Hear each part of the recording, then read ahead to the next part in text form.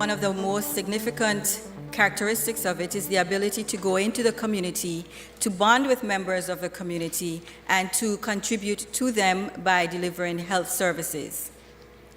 Today, as we acknowledge our honoree, Ms. Theresa Smith Blyden, we also want to take note of Ms. Jennifer Bertie and the family and friends of the late Trinita Donovan.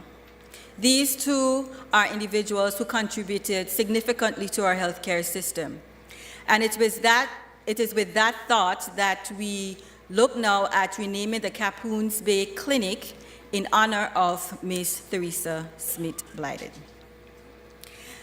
As we go further, I will also like to take this opportunity to invite our Premier of the British Virgin Islands, a physician himself, so I'm pretty sure that he is embracing this opportunity, Dr. Orlando Smith. Please welcome him to the podium. Months ago, we were in the House of Assembly debating the naming of roads in the territory. And of course, there was a long debate as who, why did he name this road after this person, and why this and why that. But the committee had put themselves in a good position because they said that they would go into each village where the roads were and have discussions with the people of the village to determine, what the name of the road should be or who it should be named after. And then they would have a public discussion to determine that. I remember during the discussion, one of the members said, well, there's no public discussion about these roads. Remember, Mr. Foy? But I went back to 1900 and something, when the first set of discussions went on, and how there were several discussions and presentations to the country about the name of these roads.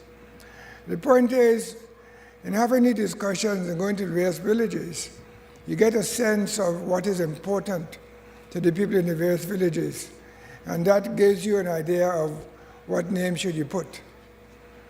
For example, I live, my address is called number 35 Whaling Road. I know many of you may not recognize Whaling Road, but Mr. Whaling was a doctor who was here many, many years ago, and as a single doctor in the territory and looked after all of us. You call it? Good. So I'm at 35 Whaling Road.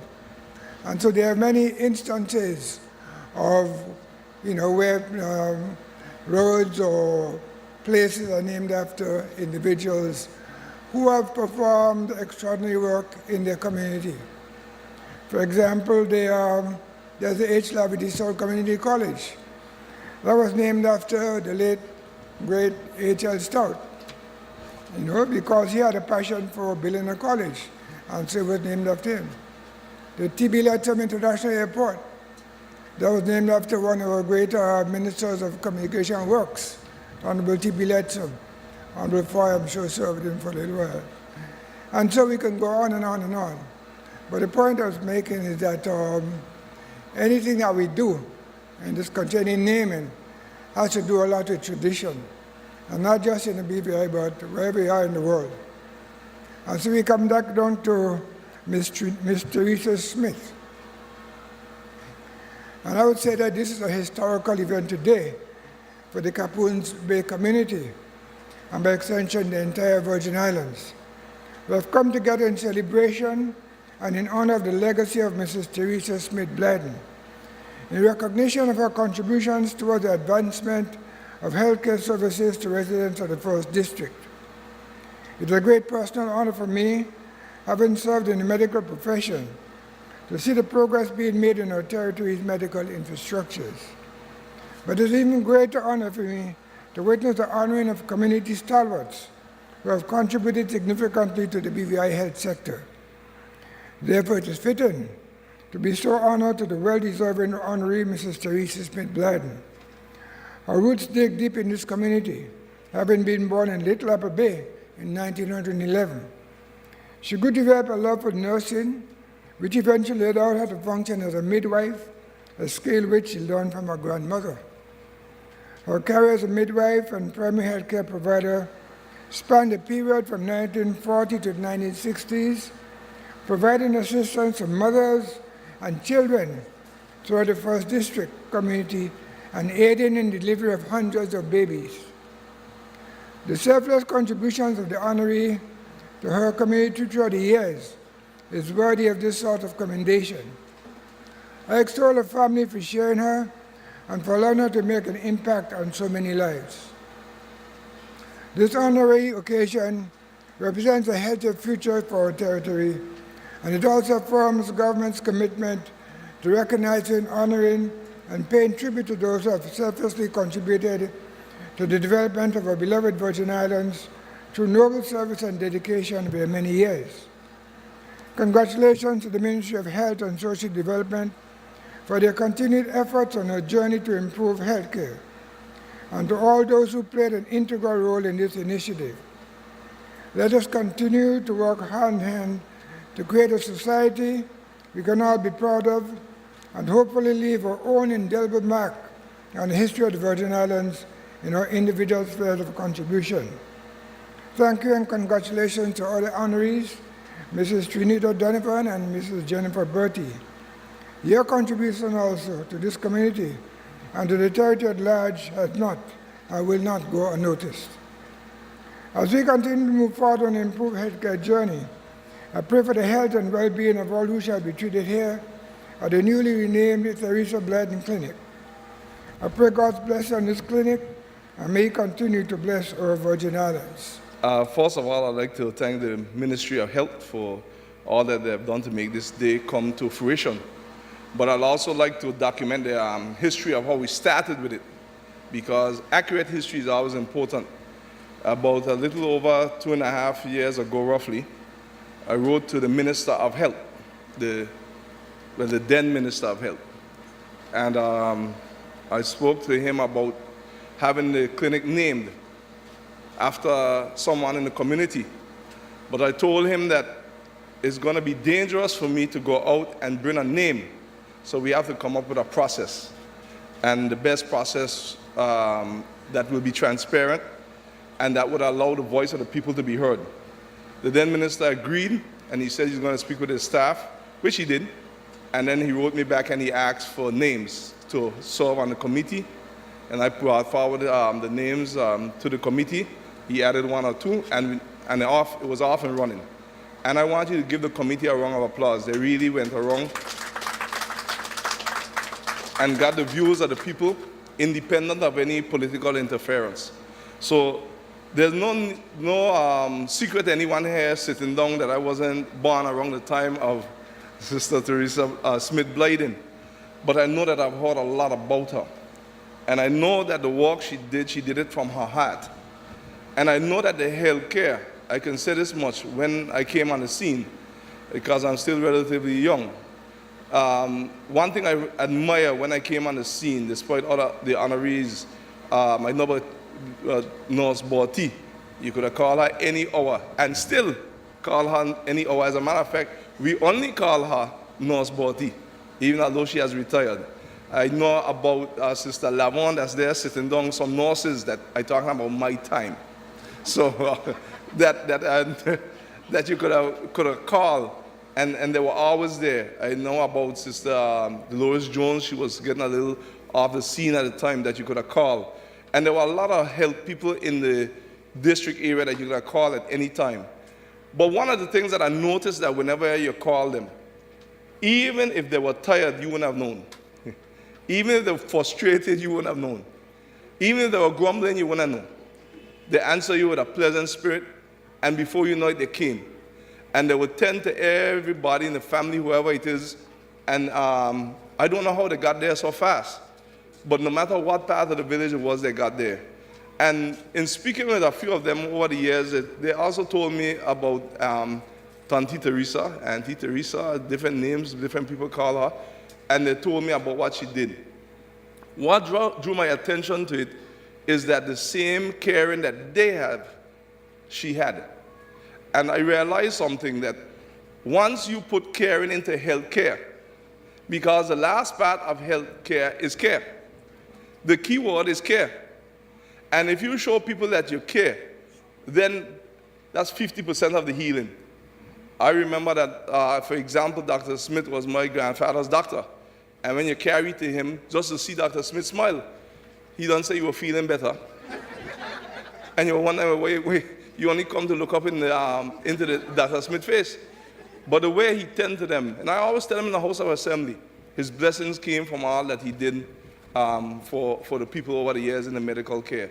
And so will the blessings for all the others. I want to recognize the honorees today, other than the names that I've mentioned before.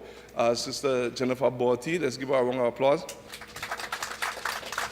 The late Trinita Donovan, let's also give her a round of applause. And we have now the clinic being named after Sister Theresa Smith Blyden. I want to say that when I hear the stories about Sister Theresa, some of them made me laugh. But all of them helped me to realize that we had a special lady among us. Despite people always have difference in opinions, I feel that the right choice was made. No offense to any of the honorees. I feel that the committee did a transparent job. They did an in-depth job. It was not an easy job, because whenever you have to name something from someone, after someone, you'll always have a lot of ups and downs, and why not this person, why not the other. But one thing I believe in, and I've written to other ministers about the naming of the field and the naming of the community centers that were not named in the district and all the other government facilities, is that we cannot forget where we came from and who got us to where we are. Once you forget your foundation, then you're building your house on sand. And I want to stand so we can get a moment of silence in remembrance of Sister Theresa and Sister Trinita. So let's stand and do a moment of silence in remembrance of them and all they have done.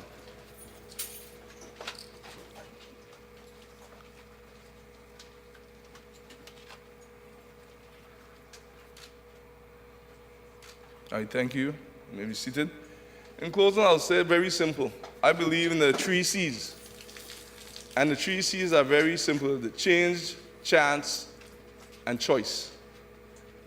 There's now deceased Sister Theresa took the decision to make a choice, to take a chance in the village, to make a change. And a lot of persons older than me has been delivered by Sister Theresa. And I'm asking us to remember what she practiced. Not just to be a professional, not just to be on time, not just to be firm, fair, and friendly, but to make sure that she cared. And the one thing I want the Ministry of Health to push in the hospital and all medical facilities is just like teaching, is more than a job. Because I always tell people, and I learned this from Stouty, you can't teach who you can't reach. And you can't care for somebody who you don't care for. So I want to really insist to help, to put the caring back in the health care, so that we can make sure that we can continue to develop into the great little nation that this territory is destined to. Congratulations to all. May God forever bless the memories, the legacy of Sister Theresa and all those who serve in the healthcare here in this district and abroad. Thank you. So for this special presentation, I'm going to give the biographies of the honorees and leaving the late Miss Theresa Smith Blyden for last. Miss Trinita was born in Carrot Bay, Tortola on June 5, 1930, and died on August 3, 2000. She taught at the West End Primary School at age 15. A few years later, after 1945, she moved to the nurses' home in Road Town to study nursing. This nursing study came about as a result of her writing a letter to Dr. Joseph, summoning him on behalf of her sick mother. Dr. Joseph was so impressed that he encouraged her mother to send her to study nursing. She worked at the Cottage Hospital. She completed her studies and became a midwife. Ms. Trinita came back to Carrot Bay and served the district as nurse and midwife from Brewers Bay to Frenchman's Key. Ms. Trinita's nursing career ended around 1954 to 1955.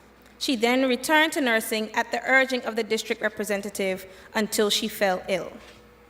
So, on behalf of the Ministry of Health, we're going to present to a family member.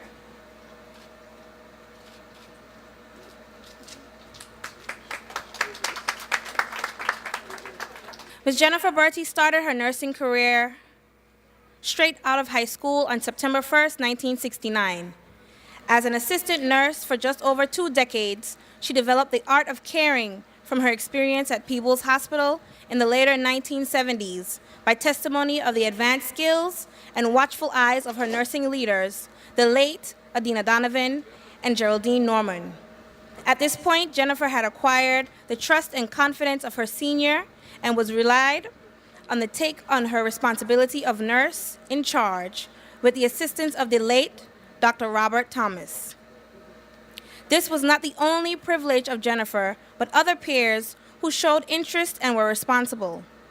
With her commitment to being an outstanding employee, Jennifer, for a short time, was able to work very closely with the surgeons and developed a strong affinity for operating room nursing. Her other main interest in regards to nursing area preference was the maternity ward. Mainly at nights, many babies were assisted at birth, and the process which brought much joy, as she often is remembered by parents. Nurse, this one is yours. Her professional training began at the Joseph N. France Hospital in St. Kitts in 1988 through 1992. She obtained a diploma in general nursing and midwifery. She returned to the British Virgin Islands and served as a registered nurse at the Peebles Hospital. She also served a short stint in the community health. Jennifer exhibited the true qualities of a nurse: thoroughness, thoughtfulness, humility, respectfulness, empathy, devotion, and insight. In 1996, Jennifer was the president of the British Virgin Islands Nurses Association. Jennifer retired from active duty, but remains a true community health advocate. She's presently involved as one of the reliable trainers in the Red Cross Home Basic Program. Ladies and gentlemen, Mrs. Jennifer Bertie.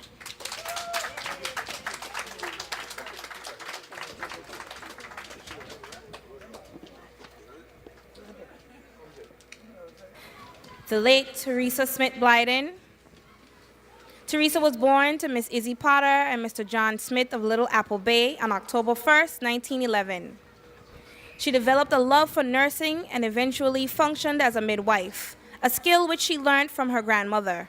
Her career as a midwife and primary health care provider spanned the period from 1940 to 1960s, delivering many babies, including a set of twin girls. Seeing Tete move slowly around her house or through the village, one could not believe that she had the ability to exert herself. It was evident that she was reserved and her strength to answer the frequent calls to deliver babies. Those calls came from Frenchman's Key to Carrot Bay, and even as far as King Garden Bay. She delivered hundreds of babies from King Garden Bay. In 1981, Theresa was recognized for her years of service as a midwife by the BVI Nurses Association.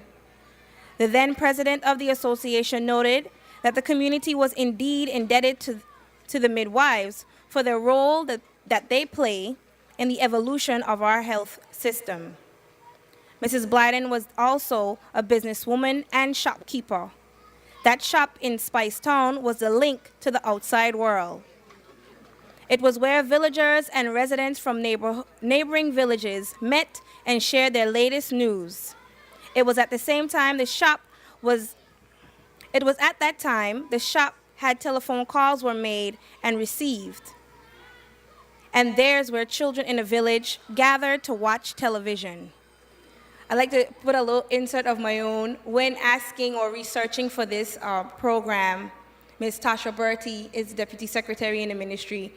and she's also a resident in this area. So I was like, Ms. Bertie, who is this Ms. Blyden? And Ms. Bertie was like, whew, let me tell you about our relationship. She said that Ms. Blyden used to sell kerosene oil, and you had to go to her. Your parents would give you, whether it is a penny or 2 pennies, to go collect the oil. And she used to just pray that Miss Theresa was in a good mood. Because if she wasn't in a good mood, I'm so glad that you said it. Because she said, Miss Tete used to say,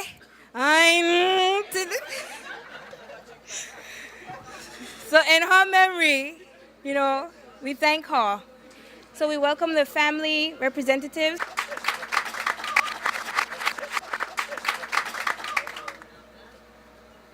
Good afternoon to all, and I recognize Dr. Smith as not only the premier, but one of my, my doctors at People's. We had some good times, some very rough times, and I think it's because of him, being there, even when he was a student at college and would come home to work in the summertime.